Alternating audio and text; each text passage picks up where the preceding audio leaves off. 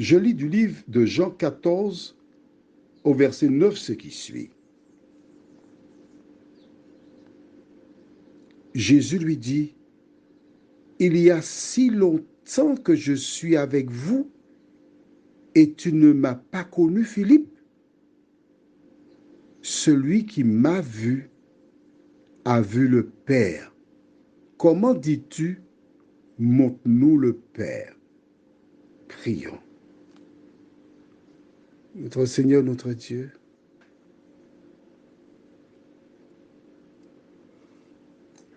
nos âmes te louent, te bénissent pour ta parole. Nous t'exaltons, Seigneur, pour ta patience à l'endroit des disciples. Ils te voyaient, t'entendaient. Ils avaient des difficultés à comprendre la notion du Père et du Fils. Seigneur, il n'y a que toi seul qui puisses par un songe, une vision, aider ceux qui ont des difficultés dans ce domaine. Car ta parole, elle est aussi limpide que l'eau de cristal. Merci de nous éclairer. Nous t'avons prié au nom de Jésus et pour ta seule gloire éternelle. Amen. Nous allons reprendre un peu en amont. À partir du verset 5. Thomas lui dit, Seigneur, nous ne savons où tu vas. Comment pouvons-nous en savoir le chemin? Jésus lui dit, je suis le chemin, la vérité et la vie. Nul ne vient au Père que par moi. Nous sommes conscients qu'il y a le Père qui est aux cieux, les humains sur terre, et le chemin qui conduit au Père, c'est Jésus. C'est lui qui dit, je suis le chemin. Il n'a pas dit, je suis l'un des chemins, mais il a dit, je suis le chemin. Toutes les fois que Dieu dit quelque chose, l'ennemi dit le contraire. Il invente le contraire.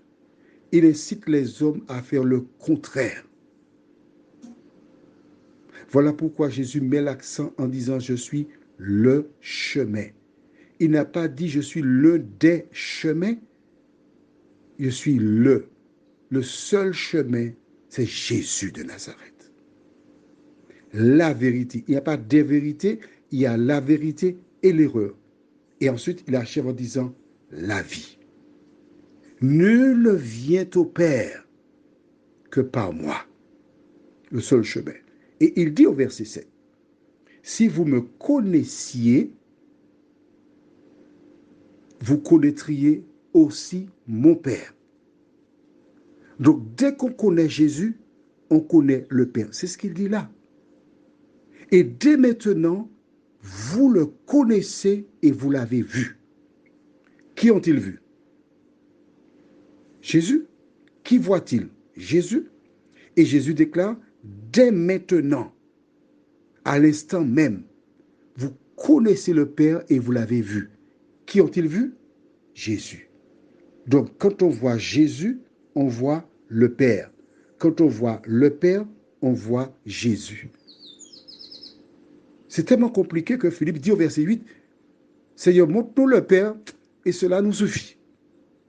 Jésus, il utilise d'autres mots pour dire, Jésus lui dit, il y a si longtemps que je suis avec vous et tu ne m'as pas connu.